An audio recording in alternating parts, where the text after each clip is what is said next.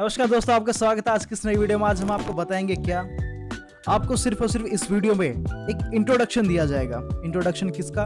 Introduction होगा Illustrator का। और साथ ही साथ आपको यह भी बताऊंगा कि इलस्ट्रेटर फोटोशॉप से किस तरह से अलग है।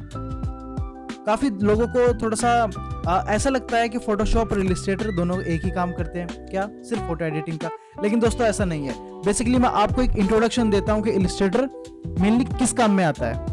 देखिए दोस्तों, जो इलस्ट्रेटर है वो एक वेक्टर बेस्ड सॉफ्टवेयर है। अब वेक्टर बेस्ड क्या होता है? देखिए दोस्तों, जो इसमें आर्ट बनेगा वो किन चीजों से बनेगा? वो बनेगा शेप से, वो बनेगा कर्व से, वो बनेगा लाइन से। तो जो इन चीजों से आर्ट बन के रेडी होता है उनको बोलते हैं वेक्टर बेस्ड आर्ट। तो ये सिर्फ एक वेक्टर बेस्ड सॉफ्टवेयर है।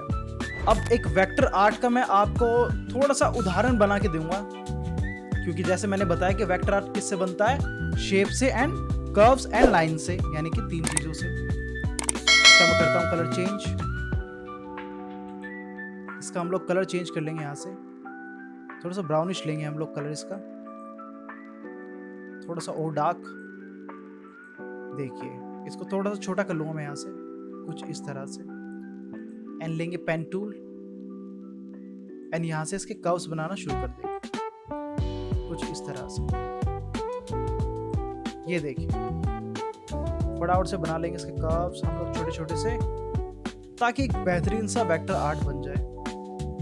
अब मैं आपको ये उदाहरण के तौर पे बना के दिखा रहा हूँ कि आप किस तरह से वेक्टर आर्ट को समझ सकते हैं, क्योंकि आप इसको कितना भी जूम कर सकते हैं, ये कभी भी पिक्सेलेट नहीं होगा जैसे एक फोटो हो जाती है। इसको कर लेते हैं हम थोड़ा सा ग्रीन।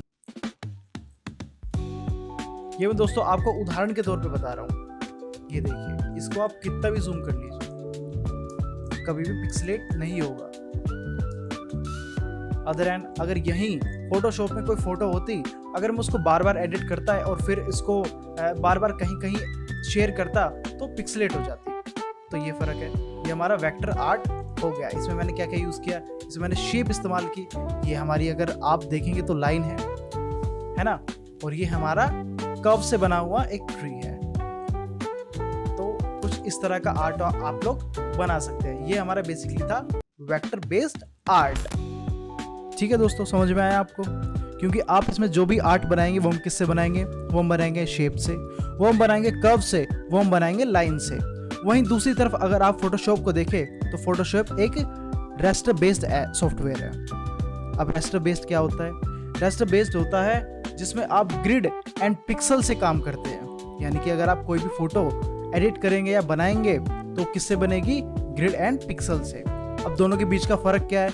दोनों के बीच का सबसे मेन फर्क ये है कि जो वेक्टर होता है वो कभी भी पिक्सेलेट नहीं होता, यानी कि कभी भी वो खराब नहीं होता। जो फोटो आपकी धुंधली पड़ जाती है उस तरह से वो नहीं होता है। वहीं दूसरी तरफ फोटोशॉप का जो आर्ट होगा वो थोड़ा सा धुंधला हो जाता है, पिक्सेलेट हो जाता है, उसकी क्वालिटी थोड़ी सी गिर जाती है।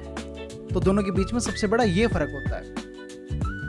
अगर हम बात करें दोनों के काम की, तो बेसिकली जो इलस्ट्रेटर है वो किस काम में आता है? वो आता है आपके लोगो डिजाइन में, वो आता है आइकन डिजाइन में, टाइपोग्राफी में और इन्फोग्राफी में। तो बेसिकली दोस्तों, अगर आपको पता चल गया होगा तो फोटोशॉप से ये कितना अलग है।